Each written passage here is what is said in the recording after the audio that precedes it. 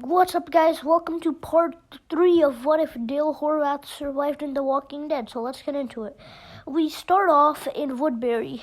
There's been a small time skip, and we see everyone is living peacefully, and they're all relaxing. Since Rick's the leader now, things are much better for Woodbury. Also, Axel and Carol have gotten into a relationship. Because if you look at it, in The Walking Dead Season 3, we could see something going between them in their mind. And even Axel liked Carol. Bob and David and also Karen have arrived to Woodbury recently, because they've been found and stuff, and they were already at Woodbury and stuff. So it's whatever. So the scene shifts to Rick and some of the other leaders having a talk about what the plans are and who should do and who suits a job to do, which job do people suit to do. Say that Daryl and Merle and Beth become recruiters. When Carl comes in the room and he's like, "Dad, we have a problem at the gates." And Rick goes outside and some people are at the gates of Woodbury. These people, Abraham, Rosita, and Eugene. They say that Eugene knows the cure, and they're here to ask for their help so they can find the cure. Rick thinks for a moment, and after that he says, "Come in," and Rick and Abraham have a long talk about this. But Rick agrees to help Abraham, Rosita, and Eugene, and he tells the group that they're going to be going with Abraham, Rosita, and Eugene. Everyone at Woodbury goes with them. A few hours after everyone leaves, they go through these woods, and they see some people, and just as before they can say anything, it's the Claimers.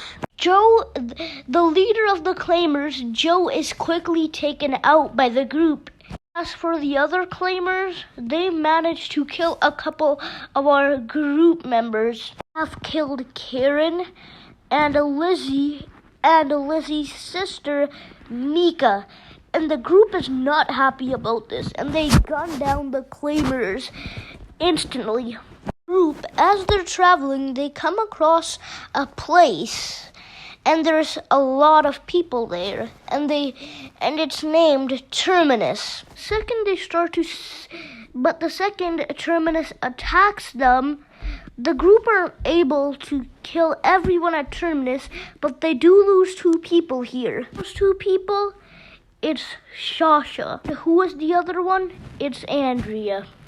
And Dale is broken by this. But Carol is able to talk him out and bring him with them.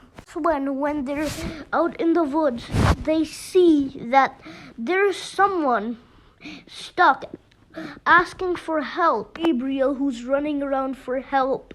The group instantly take out all the walkers, and they're not questioning him as much as they did in the original, because the group is much more humane here. Gabriel brings them to his church, and the group see that there's a bunch of food here, but they ask Gabriel how he got it. Gabriel replies that there was a big donation and stuff, and all the stuff he said, and he said, if you want to get more, there's some at this food place they went originally. And Rick says, "We'll go there, and you're coming with us." And Gabriel agrees, and there's a couple people going. Who is going? Well, Rick's going, so is Shane, and Daryl's gonna go as well. And since Daryl's going, Merle's gonna go, and Jimmy's just gonna go as well, and so does Gabriel, obviously, and no one gets bitten here, So the group returns to the church. A few days later, walkers break in the church, and the group, they eventually clear out all the walkers, but they decide it's best that they keep moving because things like these will keep happening now. And the group go and they move and they keep moving until they find themselves in a barn. And the next day, while Maggie is talking to Beth probably, and comes up to them and addresses himself as Aaron. He says he's here to take them to his community called Alexandria. First up, Beth would believe him, but Maggie wouldn't believe him that much. And Maggie takes him to the group, and they all, since the group is much more humane here because of Dale being alive, they tell Aaron, fine, he can take them, but if he tries to do anything, they will kill him straight on the spot. Aaron, he takes them to this house and he says, we'll stay the night here and I'll take you to the community tomorrow, because it was nighttime when Aaron brought them there in the original. I assume it would still be nighttime, so that's why he's saying it.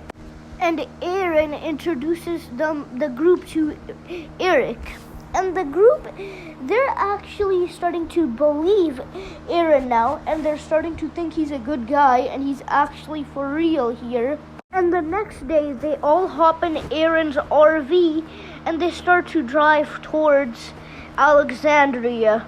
The RV would be a bit tight because there's so many people that survived. Like, even some of the biggest side characters ever survived. Like, the characters, some people, basically no one remembers even survived, so the RV would be much harder to stay in because there's so many people. And the second the group arrived to Alexandria, they all first ups get interviewed by Deanna. Deanna would see them as much nicer people compared to the original, because so many of the people are alive. They basically lost no one important, and they've basically done nothing wrong almost. And the scene shifts to Eugene telling to the group that he's not a scientist, and the group are much calmer about this because they probably some of them probably knew that this guy's probably lying just to survive, and Abraham's like the only one who's actually mad. And Aiden, Eugene, and Big Tiny, and Glenn, all, and Nicholas all go to get supplies still, and Aiden still dies the same death here. After that, Eugene says he'll wait in the car because he'll probably get killed if he stays out here, and they all agree, so Eugene goes in the car. The whole glass thing happens where we're stuck with Glenn and Big Tiny and Nicholas are stuck with the walkers in that glass thingy. Being the coward he is, gets Big Tiny killed. Big Tiny sadly dies, and the second Eugene takes Nicholas and Glenn back to Alexandria, they both have the fight that they did originally. And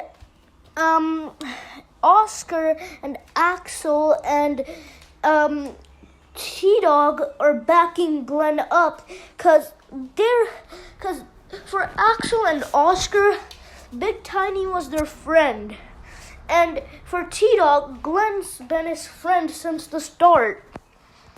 Rick finds out about Pete abusing his family, and Rick gives Pete a warning to not do it ever again. And Pete sees how many people are in Rick's group, so he takes this warning and he finally stops abusing Ron and Sam and Jesse.